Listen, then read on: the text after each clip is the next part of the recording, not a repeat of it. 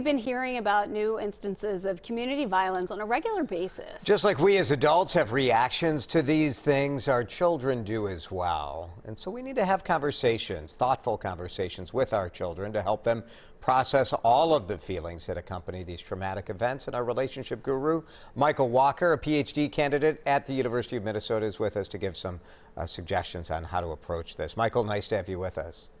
Yeah, thank you guys for having me today. I mean, so many different emotions, right? And largely depending on where kids are, not just where they're at emotionally or at a developmental stage, but also even geographically, how close you might be to the violence, you might have a different reaction, right? Yeah, for sure. I mean, we think about some of the internalized emotion reactions that we have, where there could be some depression, some anxiety. One other thing that happens is the lack of hope. And you may start to have our students, our kids asking us questions or asking themselves questions. Can it happen to me? Will it happen to me? And most of the time you're thinking these things, and what we would like them to do is to ask those questions out loud so we can have an opportunity to discuss.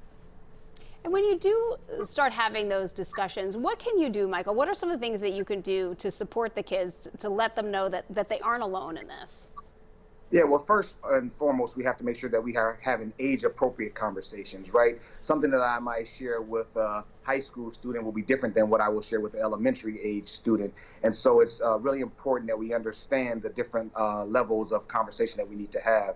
And so that's one of the big key factors in that. The other thing is, we don't have to necessarily share all the intricate details of the situations that occurred, right? But we can talk in these overarching goals around safety, around protection of our community.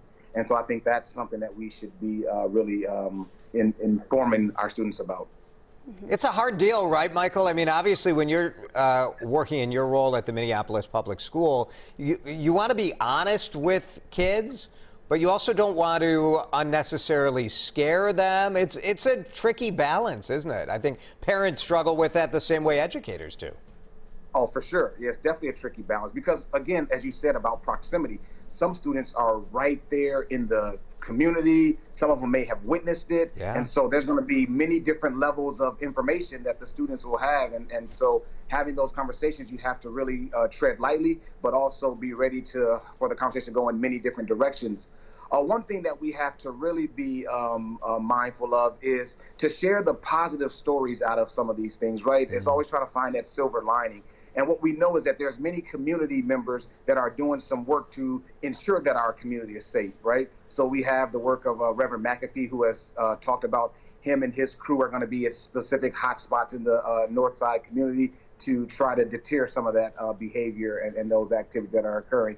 And so how do we share those stories? Another thing that is happening, Minneapolis Public Schools, Community of Education is partnering with the Minneapolis Police Department, Minneapolis City, and as well as the Office of Black Student Achievement to create these, what we're calling Second Saturdays, is to kind of take back some of the community and provide opportunities for our young people to have fun, enjoy the space.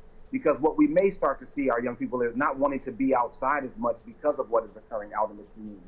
So how do we take back that space? And we need to provide those opportunities. I think as a parent, our first instinct is to just do whatever we can to protect our own children. But sometimes we have to remind ourselves to sort of take care of ourselves too, so we are strong enough and have that energy and support to be able to do that.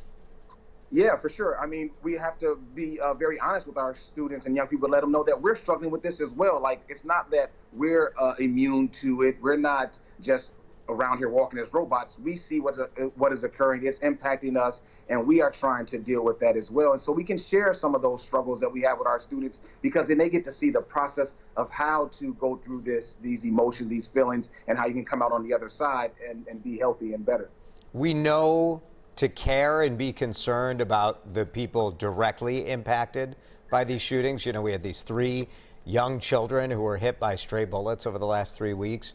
But Michael, you point out that really all of our children are victims of this increased violence in a way because, they go through their own trauma as they process it. For sure. Well, obviously they're seeing it, right? If they're watching the news, if they're listening to the radio, like, these things are coming up. And so they are experiencing it. And so that's why we have to be very mindful of how do we find opportunity to grieve and process this, right? Some things we can do with our littlest learners is we can do some drawing, we can do some small level conversations to get them engaged in that process. But also it can limit the stress and anxiety that they have when they know that people are working towards combating the community violence that is occurring. Yeah. And that's some of the stories that we must share.